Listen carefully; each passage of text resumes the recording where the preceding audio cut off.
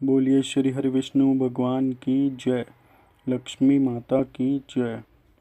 माघ शुक्ल कामदा एकादशी। धर्मराज युधिष्ठिर कहने लगे, हे भगवान, मैं आपको कोटि कोटि नमस्कार करता हूँ। अब आप कृपा करके चैत्र शुक्ल एकादशी का महात्म कहिए। श्री कृष्ण कहने लगे कि धर्मराज, यही प्रश्न एक समय राजा दिलीप ने गुरु वशिष्ठ जी से किया था, और जो समाधान उन्होंने किया वो सब मैं तुमसे कहता हूँ। प्राचीन काल में रत्नपुर नामक एक नगर था। वहाँ पर अनेक ऐश्वर्यों से युक्त पुंडरीक नाम का एक राजा राज्य करता था। रत्नपुर नगर में अनेक अप्सरा, किन्नर तथा गंधर्व वास करते थे। उनमें ललिता और ललित नाम के दो स्त्री पुरुष भी थे। उन दोनों में अत्यंत स्नेह था, यहाँ तक कि अलग अलग हो जाने पर दोनों व्याकुल हो जाते थे। एक समय पुंडरीक की सभा में अन्य गंधर्वों के सहित ललित भी गान कर रहा था।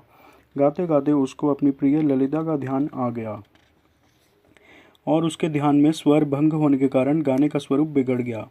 ललित के मन का भाव जानकर करकोट नामक नाग ने पद भंग होने का कारण राजा से कह दिया। तब पुंडरीक ने क्रोध पूर्वक कहा कि तू मेरे सामने गाता हुआ अपनी स्त्री का स्मरण कर रहा है, अतः तू कच्चा मांस और मनुष्यों को खाने वाला राक्षस बनकर अपने लिए कर्म का फल भोग।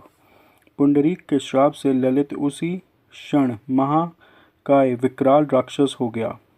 उसका मुख अत्यंत भयंकर, नेत्र सूर्य चंद्रमा की तरह प्रदीप्त तथा मुख से अग्नि निकलने लगी।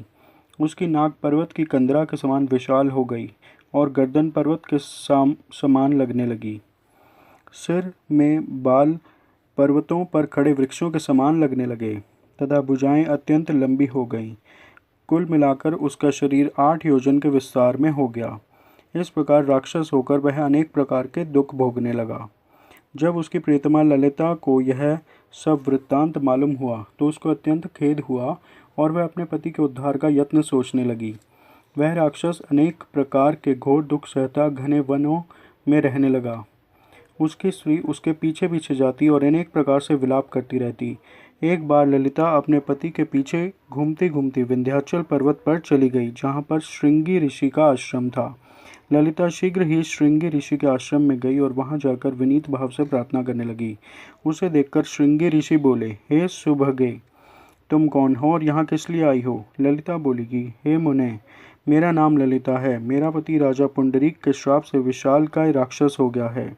इसका मुझको महान दुख है। उसके उद्धार का कोई उपाय बतलाइए।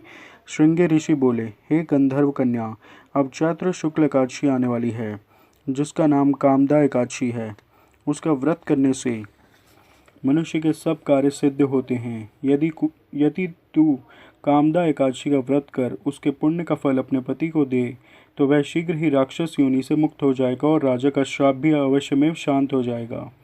मुनि के ऐसे वचन सुनकर ललिता ने चैत्र शुक्ल एकादशी आने पर उसका व्रत किया और द्वादशी को ब्राह्मणों के सामने अपने व्रत का फल अपने पति को देती हुई भगवान से इस प्रकार प्रार्थना करने लगी, हे प्रभु, मैंने जो यह व्रत किया है इसका फल मेरे पतिदेव को प्राप्त हो, जिससे वह राक्षस योनि से मुक्त हो जाए। एकादशी का फल देते ही उसका पति राक्षस योनि से मुक्त होकर अपने पुराने स्वरूप को प्राप्त हुआ।